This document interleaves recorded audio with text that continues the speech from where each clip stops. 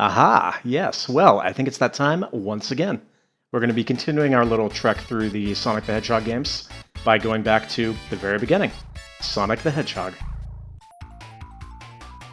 This was the first Sonic game I ever played, also the first Sonic game ever to be released. Funnily enough, not one that I've played as much as many of the others.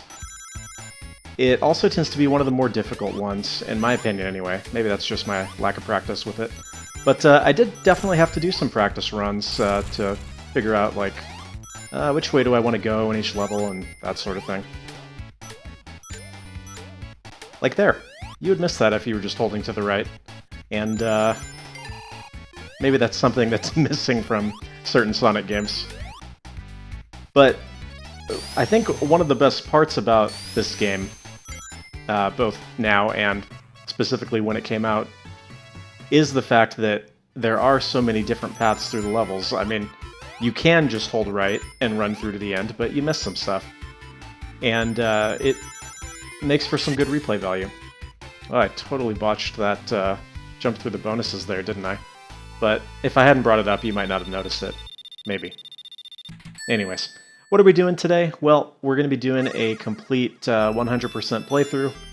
By 100%, I mean beating all the levels and getting all the emeralds. So there's not much to that, really, but we're going for the good ending, I guess would be a better way to word it. Funnily enough, I actually did Sonic the Hedgehog for the Game Gear before doing the Genesis version, didn't I? That's kind of weird. But anyways. So this one's going to be in 2 parts, because it's not a horribly long game. It's a wonderfully long game. Nah, it's a pretty quick playthrough. Although, those of you that have played it before would know that this time around, the first time around, you're actually given 3 acts in every stage rather than 2, which became kind of the standard. It's kind of interesting. Personally, I think 2 is a better way to do it. 2 acts and more levels, just for a little bit more variety. Also, the infamous spike glitch, of course, is a thing in this version, where if you fall into the spikes, you'll just continue to get hit until you die, which is pretty awesome. I opted not to show it off, because we're going to obviously be doing a deathless run. Not that that's anything particularly special, but hey.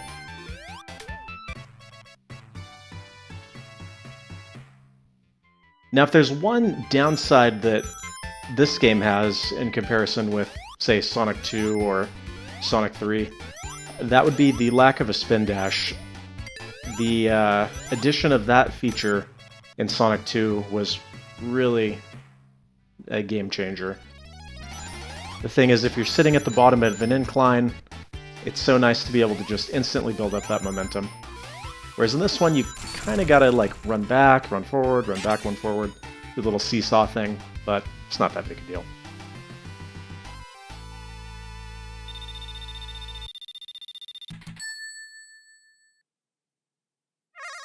Now, what I'm going to try and do here, of course, is knock out all the special stages at the very beginning. Now, because the end of Act 3 is always going to be your boss fight, you can only get 2 per stage. However, interestingly enough, there are only 6 emeralds in Sonic 1, rather than 7.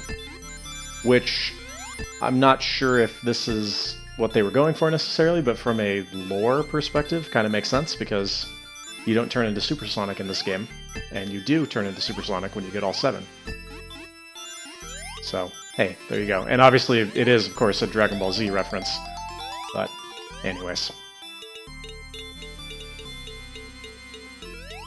Yeah, I don't have too much to say about these special stages, other than that they are way better than the ones in Sonic 4, where, like, they tried to do the same thing, only you rotate the stage instead of moving Sonic. We'll get to Sonic 4 eventually. I don't like Sonic 4, but I guess you can give them credit for trying something different. Anyways, let's talk about a better game, that being Sonic the Hedgehog 1.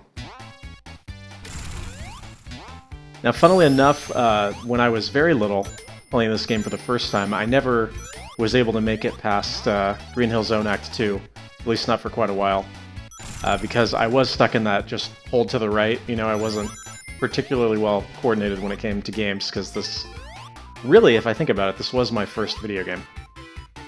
So I hopped on the bandwagon a little bit later than some people.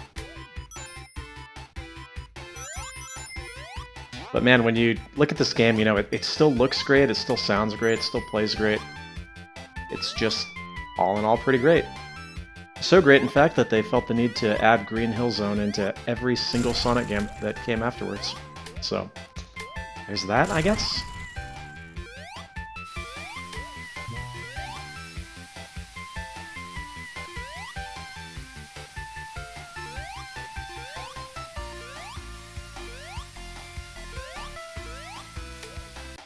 And conveniently, we're given nice little invincibility to get over this weird spiky branch things. I'm not sure what they are, but they are cool, so that's really all that matters.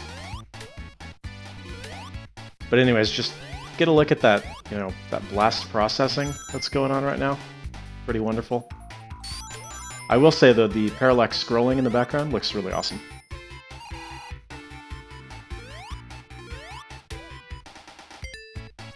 And we're going to use the little exploit to kill boss number 1 here. Probably the most iconic boss of the Sonic series. And he literally just swings a giant ball back and forth. However, if you just try to stay on the right side and hit him, you will get hit, unless, of course, you have the invincibility like I do. So it's not the easiest boss in the Sonic series. Definitely not. In fact, there is the first boss from Sonic 2, which we haven't, well, I haven't done an official playthrough yet. I did Sonic 2 Delta, the ROM hack.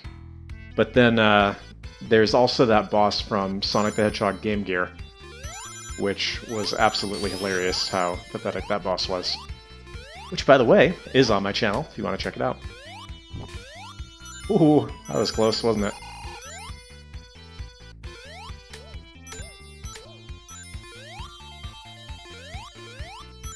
What's kind of interesting about Sonic 1, in comparison with some of the others, and we saw this in Sonic Game Gear as well, was that a lot of the levels are a lot more slow-paced than in some of the other games. Like, yes, there are sections where you can just hold to the right and, you know, run through, but like this kind of stuff where you're, you know, jumping in between things that are trying to crush you, you're pushing blocks onto switches, and you're just kind of waiting for stuff.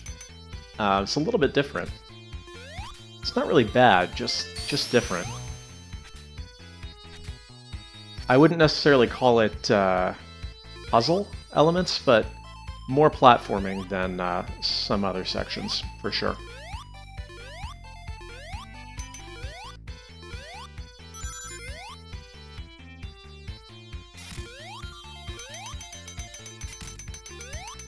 By the way, if you don't get through this part with the correct timing, you have to wait, so that's no fun.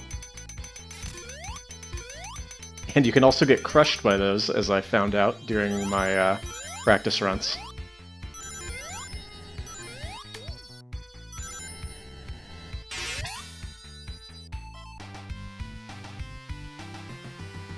So I think we're going to get through probably the first 3 stages here, which means we should clear out all the Chaos Emeralds in Episode 1.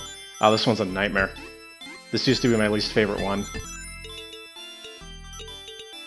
There's just a giant thing in the middle, and you have to bounce yourself into it. I would say these are definitely a lot more difficult than like Sonic 2 or Sonic 3's special stages. But again, some of that may just be because I've played those ones so much more.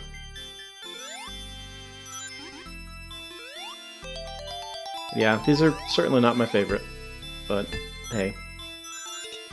At least they don't speed up over time. That would be madness.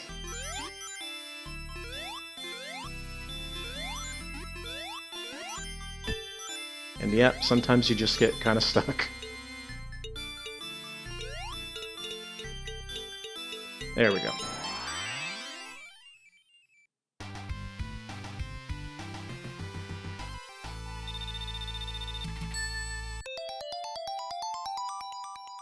I don't actually know how many extra lives we're going to end up with at the end of this. Probably not nearly as many as in some other Sonic games. But, yeah, we'll see. Now, out of all the levels in the game, this one didn't give me as much trouble as a couple of others, but certainly Marble Zone Act 2 was one of the trickier ones. What I found out was that, and I say trickier because I'm trying to get through, you know, without getting hit. Some of these sequences where there are like fireballs and spikes, if you go through with sort of the wrong speed or the wrong momentum, you end up either having to wait or crashing into the obstacles. So it's a little bit different. They don't necessarily wait for you to get on the screen. And then I also found that if you roll into those guys too quickly, you will get hit still, so that was fun. It's okay though, we do get to see kind of an entertaining glitch here. Wow. So what you'll notice is that when I step on the edge there, my sprite actually moves backwards, but take note of where the shield is. That's where my hitbox actually is. So the sprite moves back, but the hitbox is in the same spot. And you can kind of see that there. And that's what causes that glitch to happen. It's kind of fun. It's not really that fun, but I like it anyway.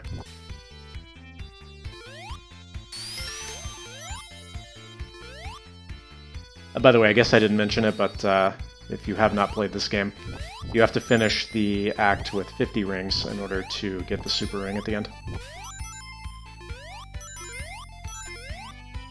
So you'll notice there, I came through at the wrong sort of rhythm, and I had to basically wait for those fireballs or I was going to take a hit.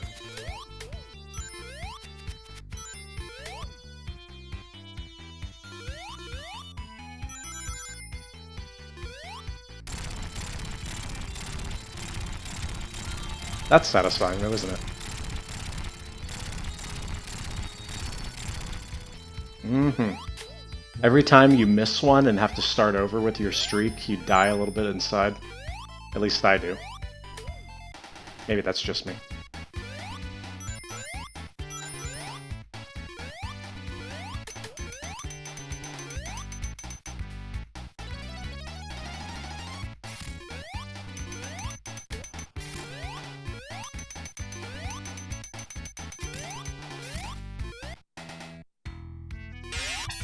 Mm-hmm.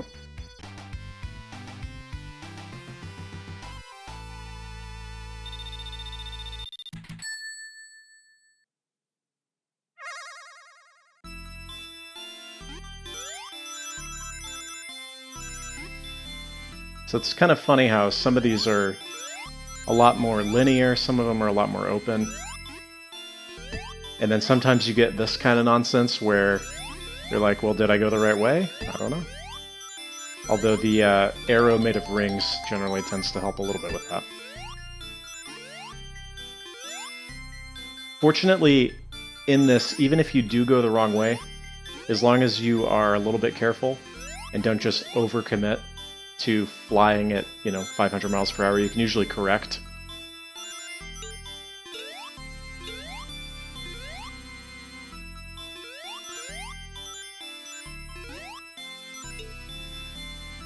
But it's very, very touch and go, as they say. Do they say that? Maybe. I don't know. Anyways, I said it. Alright, 2 more.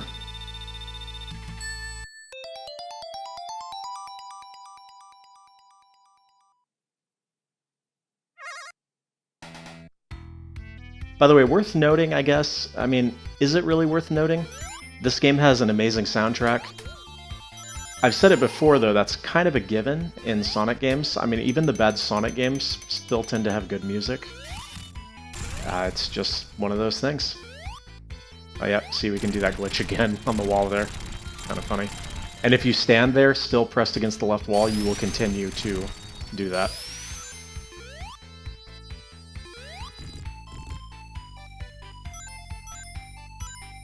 But anyways, yeah. Great music in this. Obviously, there's the Green Hill Zone, which is super iconic. But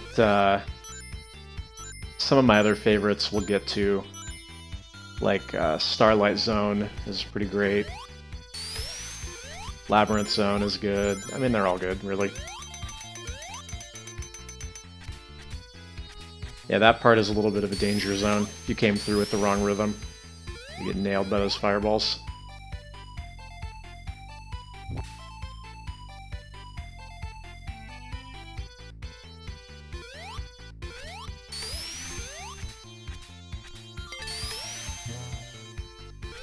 I like that glitch too, where you end up pushing the air.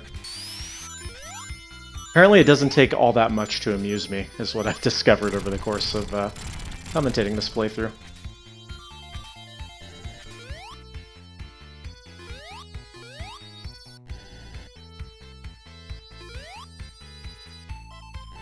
I guess that counts as a puzzle, right? Because you have to push that lower block, even though you don't ride on it. Otherwise you have to jump in the lava.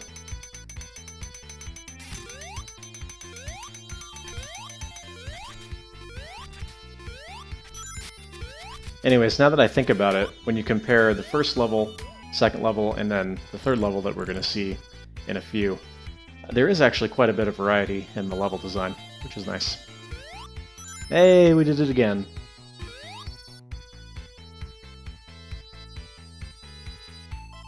I do think it's funny, though, that the sprites are misaligned. Reminds me of back in the day making Game Maker games, and you always have to work out, like, make sure the sprites are aligned. Otherwise your hitbox is all screwed up.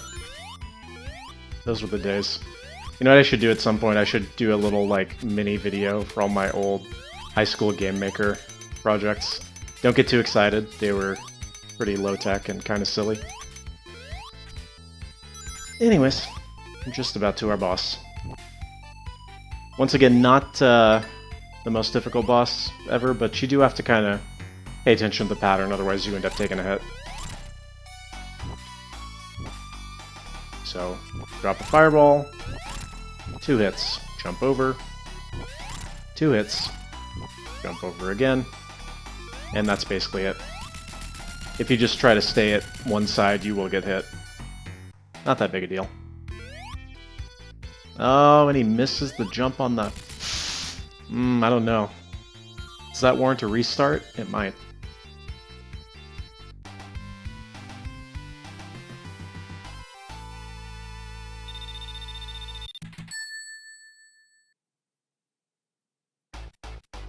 Alright, so we saw with Green Hill Zone the introduction of the Hold Right to Win stage. And in Springyard Zone, we see the introduction of the whole Sonic as pinball sort of thing. That became basically a staple of the rest of the series.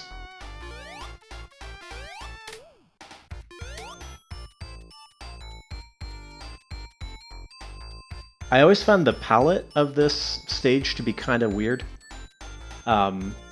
It's not like super bright.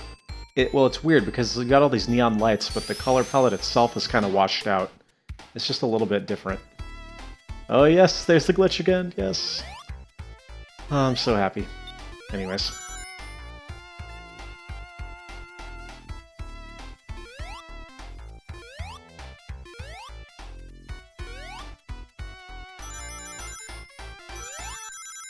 There is a definite upper and lower path to this one. I have to take the high road.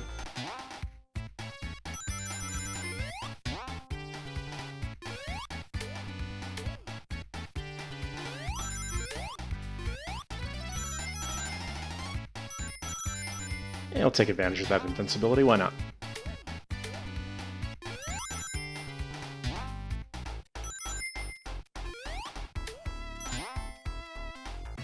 And bingo, extra life. Rather, extra life, not necessarily bingo.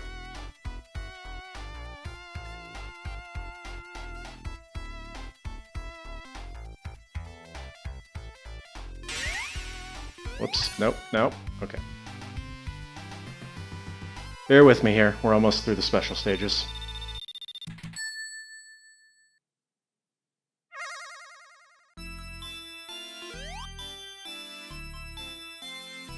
Also, I'm really not sure what's going on with, like, the birds and fish in the background.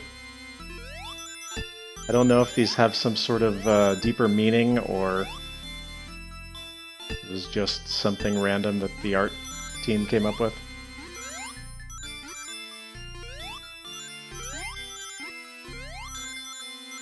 But I guess if you think about it, special stages in Sonic, some of them anyway, have been kind of surreal.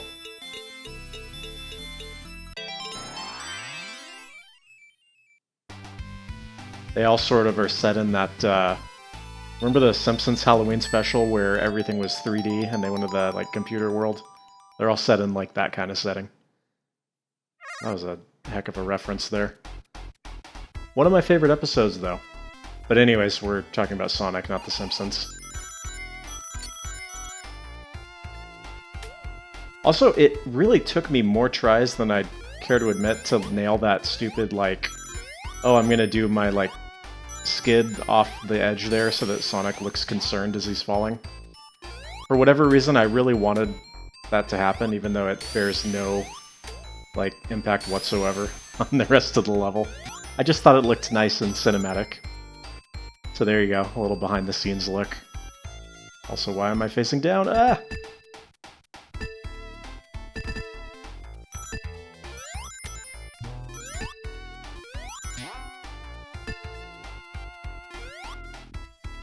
Now, in fact, as I think about it, I think this was the level out of all of them that gave me the most trouble of getting a, like, solid rhythm and just a solid run through.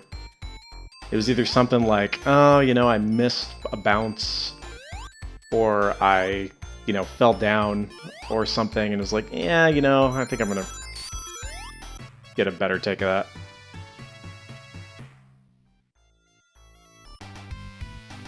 Kind of silly, I guess, but then again, I do love, after I complete any of these games, piecing everything together into a, well, not piecing everything together. In fact, it's being cut up for the commentated version. But doing just like a non-commentated, you know, all the way through, and I like it to look nice. Otherwise, what's the point, I guess? And then they just sort of ran out of ideas with this one, and this one's like the easiest one, basically. Not complaining, though, because Sonic got them all. There's a Pokemon joke in there somewhere, but it would be stupid anyway, so I'm not going to bother. Alright, and this is going to be the last part of this episode. As stated, it will be in 2 parts. So as we make our way towards the boss, we will linger on these strange pastel platforms that move very slowly. Also, pay attention there, if you jump too quickly, you will get crushed, as I learned. Look at me with the gameplay tips.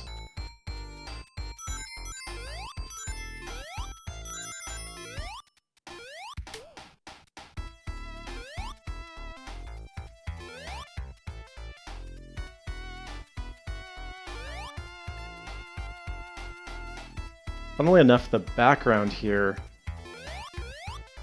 it always reminds me of, well, it's kind of weird. So it reminds me of Carnival Night, obviously, but for some reason the mountains always reminded me of, like, some of the other levels. I don't know. It's probably just my Sonic-filled mind playing tricks on me. But, like, I always kind of pictured Marble Garden when I saw the hills in the background.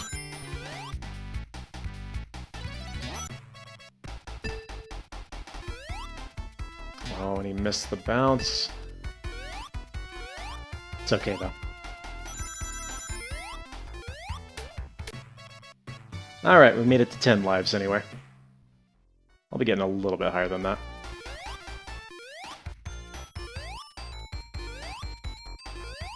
Mind the gap. You will die if you fall down there. I always love getting to the boss while wearing the speed shoes. You'll notice there, if you jump when he's just at the low point, you could see he kind of floats up and down.